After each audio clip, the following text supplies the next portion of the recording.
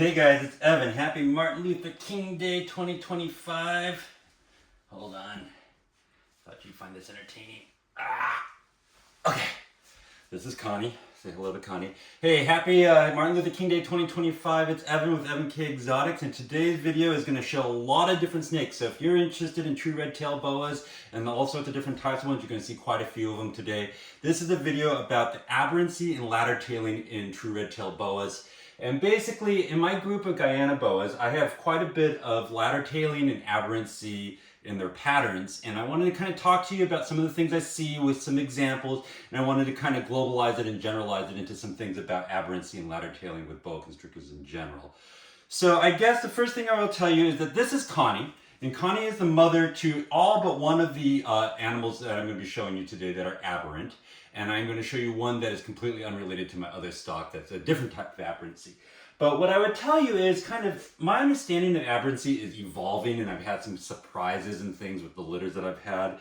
And the first thing I will tell you is that I think aberrancy is pretty darn common in true red-tailed boas and all sets of boa constrictors. I tend to group ladder tailing together with aberrancy. So aberrancy is any lack of symmetry in the pattern. Aberrancy is when they get striped tails, stripes in their necks, full body stripes, things like that. In any sort of incomplete or asymmetrical patterning and whatnot. That's pretty common. In fact, I will tell you that a dead normal, completely non-aberrant animal is pretty darn unusual. It's something I've been trying to find and buy for about 4 years now, and I just haven't found one that is dead normal. So let me talk to you about things that I would consider dead normal. Dead normal is that this side pattern, see how she's got this little triangle shape like this? Dead normal would be that these side patterns are connected and that they're nice sharp sawtooth. Any of this flattening, the breaking, the smoothing out of these lateral stripes in the connection to the saddle tail, that's evidence of aberrancy in ladder tail to me. Dead normal would be these round rings in the tail like right here.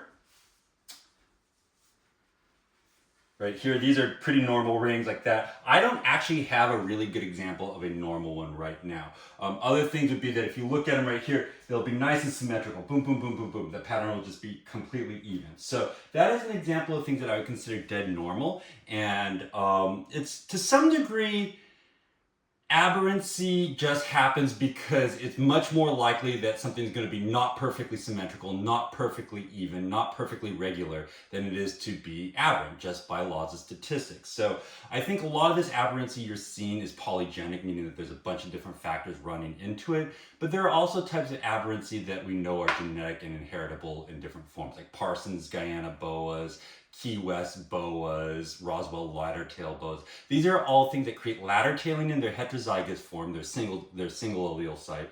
In their homozygous form, they're creating significant disruptions in the patterns, like full striping, things like that, completely blasting out pattern, completely changing the way that the animal looks. So they can be both, and if you want to know my personal opinion, I think that there probably are a lot of unidentified and untested aberrancy and ladder tailing genes in true red-tailed boas and boas in general. I don't even know if all the different types of aberrancy that we're seeing in different species of boas are actually different genes or if they're the same genes in different species, if that makes sense. So like, I don't fully know if Roswell ladder tailing is different than Parsons Guyana's.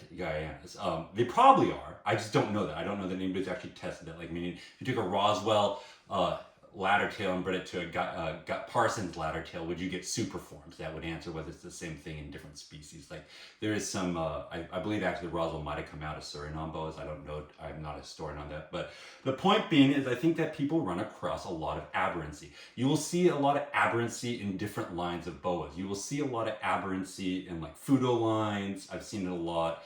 I've seen it a lot in some of the Tudor hook lines. And then you'll see it in certain collections. Like Elliot Stone, he's got some wild Surinames. Look up Elliot Stone on Facebook. He's got some wild Surinames. And those are just highly, highly reduced aberrant boas. I don't know what the genetics behind them are. I think that it's probably pretty consistently heritable, at least in a polygenic sense from what I've seen of his boas. But if you want to see some wild looking aberrant snakes, go check out Elliot Stone. So that's what I'll tell you. But I'm going to put away Connie now back into her cage, and I'm going to start pulling out different animals and showing you. So the first three that I'm going to show you are all children or offspring of Connie. And then they are all full-blooded siblings. And then I'm going to show you a completely unrelated Guyana male that I have that has a different type of aberrancy. And then I'm going to show you some babies from my most recent litter that show different forms of aberrancy. And those babies from the most recent litters are half siblings to the ones that I'm going to show you first. So that's just what I'll tell you. I'm kind of wrestling snakes back into cages here.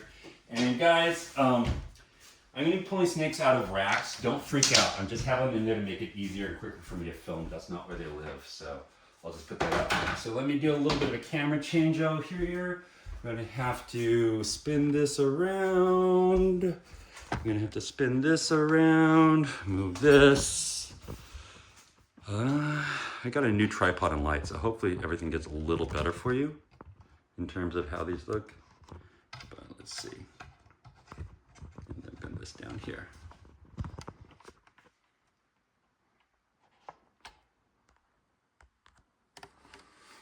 All right.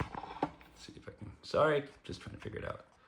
But so the first animal I'm going to pull out is a snake named Dot or Dorothy. She's in here. Yep, Dorothy's in here. And Dorothy is, the first three are all veterans. They held back, they're all 4 years old. Dorothy is fairly normal, if you can see here, but she has some aberrancy that I'm going to point out to you. So if you see here, there's some breaking in the tail, or in the head stripe right here. You see how these lines are laterally striped and connected like that, and they're very flattened? If you see that's less, they're more flattened. That's what I'm talking about. See how they're more flattened than the mother? These are signs of aberrancy. You see here, these last tail rungs are running together. Those are signs of aberrancy. If you see here on her sides, she has some of these rosettes run together. And she is still fairly normal, but if you look at her, she does not initially strike me as an aberrant snake, but she is also a not perfectly symmetrical snake. So this is actually my favorite animal I've ever produced. She's just the bee's knees, but I'm going to put her back to show you some other ones, okay? So from the litters between this pairing, she would be considered what on the normal end. There are other more normal ones too that I don't have in my collection anymore, but I'm going to show you a middle expression. This is a ladder tail, and I just generally consider ladder tailing to be the middle expression of aberrancy. And the interesting thing about this female, a lot of these snakes are about to go into shed. The interesting thing about this female is she's actually remarkably symmetrical in her peaking, but she has some nice ladder tailing going on, and she's snappy. So I'm just gonna be careful because you might see me get big here. But so if you see in here, she's got these ladder tails. And one thing I'll tell people to pay attention to is like what type of, these are the rungs of the ladder tail, like what type of ladder tails do you guys see in your animals? So I call this the chevron or the bow tie type of ladder tailing, but there's also some that are more square, like there's some that are more like thin rectangles like that. So it's just interesting. I actually, if you want to know what I think this is kind of two individual ladder tails that get kind of smushed together and ran together. So the way a ladder tail works is typically you have round red rosettes circled by light color. But I think what's happening is that these round rosettes are kind of pinching together. So you see in here, pinching together. And if this connected here and this one connected here, that would be another rung in the ladder tail. So more extreme ladder tails have more rungs. So if you see here, she's got 1, 2, 3, 4 rungs. And then this is the first one that's starting to turn into more normal patterning. But that's what ladder tailing does for you. And this female also, I've got to be real careful with her. She's snappy. She already tried to bite me today twice. But if you see here, she's just got this flattening, some connecting in here, just more aberrant. She's on the trail to more aberrant, but she's also about to shed, so she's a little darker too. So I put her back before I get bit because this one likes to bite. It's so cold outside and so warm in here, it makes my nose run instantly when I come in here. Well, it's not that warm. It's 73 degrees in here right now, but compared to outside, it is very warm. So I'm going to show you her, and then the last one I'm going to show you that's related to her is the most extreme from that actual litter in terms of aberrancy, although I repeated that pairing and I got a more extreme one than that you've seen, but that one's such a nervous animal, I don't want to pull it out. It's just not worth antagonizing it too much, if that makes sense. But here we go. So This is Courtney. It's a male. Boy boa named Courtney. Let me see if I can adjust the camera. The reason he's named Courtney is after Courtney Gray. I don't know if any of you guys remember him, but he was a lovely Canadian reptile keeper who passed away. And that's why he's named Courtney. Boy boa named Courtney. Again, going into shed. It's hard to film this. I've been wanting to film this for a while, but it's hard to get them all when they're all out of shed and they're all empty bellied because they're all fed on different cycles. But so this is from the same litter as the last two I saw. But if you see here, now you get some more aberrancy here. You get this kind of pinching together here. You get reduced saddles here. You get these kind of ran together saddles here, and you get this neck striping here. It is most common to see striping and running together in the tail and the neck. It starts to become less common to see it going in through the body. So I consider things that stripe through the body more extremely aberrant than things that don't. It's most common to see the stripes in the necks. It's most common to see the stripes or the ladder tailing in the tails. I actually saw a picture of one that was completely striped, except for its tail was completely normal. And I was like, that's actually pretty darn unusual. So that's just something I will tell you. But this is a boy boa named Courtney. And I'm just going to mention that to you. So there you go. And I'm going to put him away back in his home.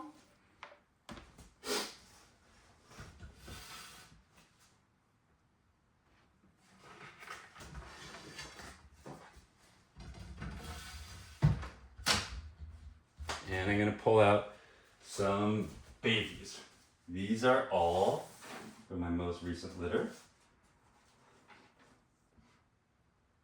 And these are half siblings of what you saw before. And these all will be available. So here we have ladder tail.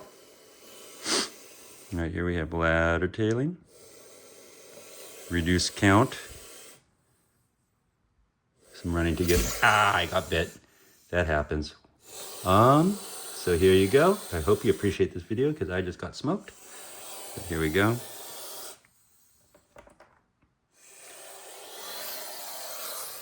Put him back.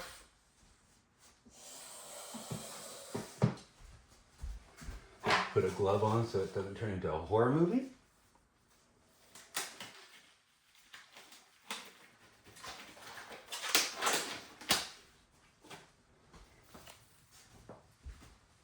So the next one I'm going to show you has some striping in the neck, some reducing of pattern, reducing the saddles.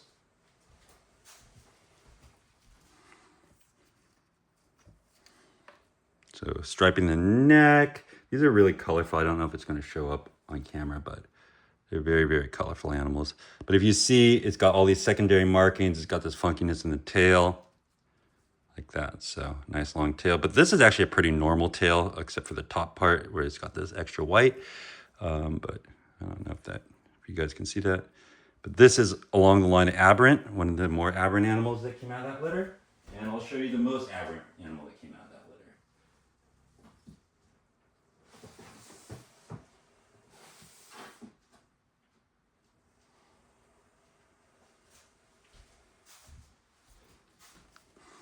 So this is the most aberrant animal that came out of that litter. So as you can see, it's got a more extreme striping. As you can see, that striping is just the running together of the rungs of this ladder tail. So here's a normal rung, here's a normal rung. There's multiple rungs run together. You see it's kind of blasting out and bleeding out on this side. Let's see. I don't know if you can see that, but that's aberrant. So there you go.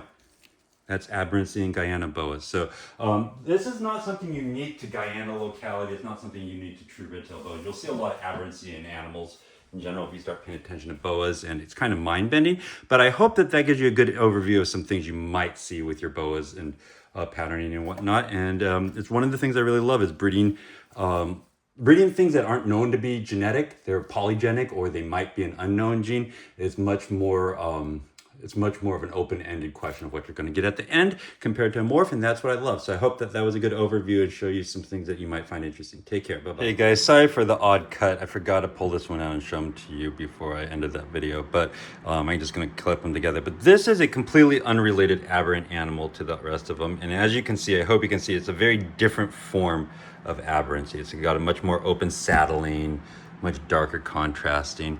I think this almost looks more like jungle genes Imperator Boas. So I'm not saying it is, I'm just saying that that's more what it looks like. But I hope compared to the other ones, which are all related, I hope you can see how this aberrancy is different, because it's a completely unrelated animal. And I just thought that I'd add that to the mix to show you just that there's a variety of aberrancy, and probably some of it is related and some of it's unrelated, and some of it's probably single site genetic and some of it's polygenic. And it's a really big can of worms to unpack. But this is another very aberrant boa that I have, Guyana locality also. Take care. Bye-bye.